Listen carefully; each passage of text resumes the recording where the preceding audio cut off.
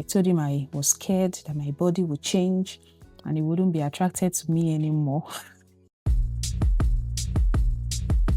It's the first corner here again. Today, I'm going to be reading out a journal I wrote during my first pregnancy. Before I read this out loud, this was me 5 years ago, newly married, pregnant for the first time, and yes, a tiny bit dramatic. It is titled My Pregnancy Journey. Before I got married, I would say I had mixed feelings about getting pregnant immediately. In as much as I loved kids, I wanted to be a little selfish, enjoy my life with Obi, who I had kept myself for 26 years of my life. I didn't want to just get pregnant immediately. But what I noticed about the whole ish was that as the wedding date got closer, my resolve not to have kids immediately weakened, probably due to advices from different people or the fear of not being able to procreate when I became ready. Anyways, fast forward to our wedding day. I was on my period, covers face. Imagine my period choosing to end on my wedding day. I told myself that shebi it's safe to have unprotected sex according to ovulation calculation. That was how I got carried away. When it was time for us to start using protection, since we were the ones that said we are not ready to have kids for at least the first 6 months, we didn't. So I think I can pinpoint the day I actually got pregnant. Obi agrees too. But whatever transpired that day is our little secret. Sorry. Few days after my ovulation, mind you, I don't feel any difference in a normal day or ovulation day, but I can calculate. I started having bladder issues, that is incessant urge to pee and pain while peeing. I googled for reasons for the issue. You know, normally when you Google stuff, you see different health problems, some of which are usually very scary. I was scared, but kept scrolling until I saw one other reason. You might be pregnant. Immediately I saw this, I became very excited. Imagine, the same me that was making mouth that I didn't want to get pregnant yet. This urgency to pee during urination continued for a few days until I decided it was high time I ran some tests to know what was wrong. Meanwhile, during this time, I still had like 9 days to my period, so I could test for pregnancy. Deep down, I started wishing and praying that I was pregnant. My cycle is normally 25 to 26 days, but I had to wait till I was 28 days before buying a pregnancy kit. My husband is a funny man and shy one too. Can you believe that when we both went to get the kit, yes, we went together, he couldn't enter the pharmacy. He was acting like a boyfriend ashamed of people knowing his girlfriend got pregnant for him. He stood outside the pharmacy for several minutes. It was when he realized I was taking time inside that he entered to ask what was keeping me for so long. That was the exact time he got to my turn on the queue. Shebi he didn't want anyone to know. Yemu. On our way home, I vexed for him and told him that he should remember that I'm his wife, not his girlfriend. So why would he be ashamed? It was like it's somehow that everyone will already know what we came to do. The pregnancy test. I bought the pregnancy test kit a day to the D-Day, which was a Sunday. Throughout the night, I couldn't sleep. I kept tossing and turning on the bed, waiting for daybreak. Once it was 4 a.m., I got up, used the kit. Behold, I saw double red lines. This was my first time seeing a test kit live, talk less of using one, though I had already Googled a night before I took the test.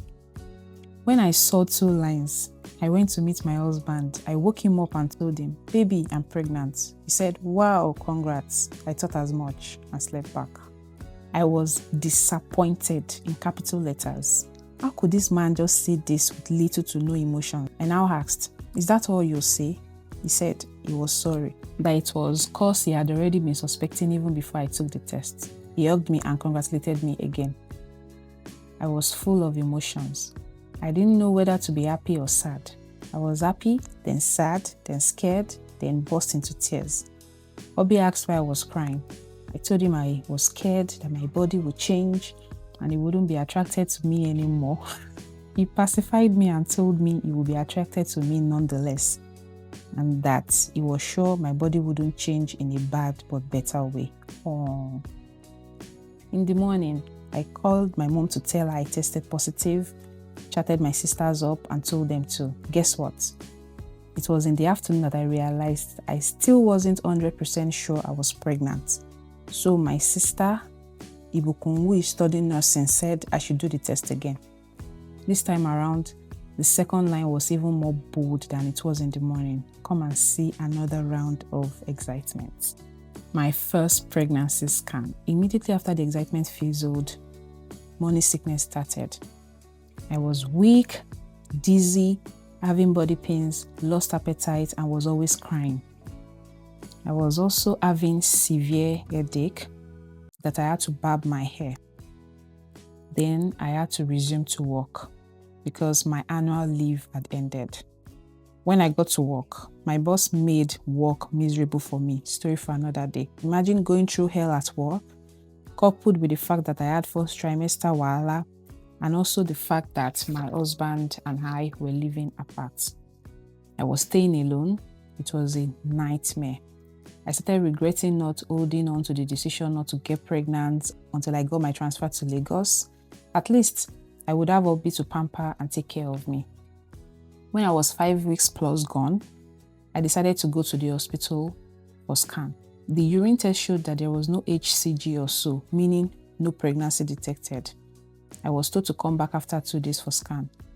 I knew they must be joking, though I was scared though. Different questions kept running through my head.